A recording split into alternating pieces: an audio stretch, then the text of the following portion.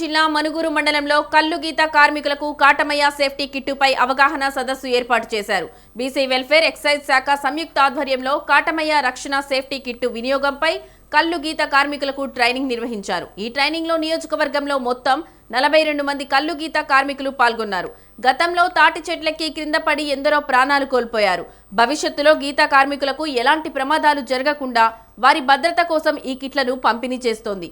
ఈ శిక్షణ అనంతరం కల్లు గీత కార్మికులందరికీ త్వరలో రక్షణ కిట్లు ప్రభుత్వం పంపిణీ చేస్తుందని అధికారులు తెలిపారు.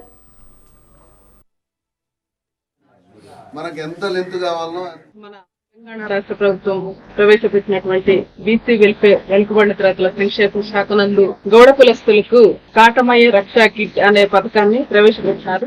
అది గౌడ కులస్తులు చెట్టు మీద నుంచి కింద పడిపోకుండా ఎటువంటి ఆపదలు వచ్చినా సరే వాళ్ళకి చెట్టు పైన వాళ్ళకి రక్షించడానికి మన గౌరవ ప్రభుత్వం గారు పథకాన్ని ప్రవేశపెట్టడం జరిగింది.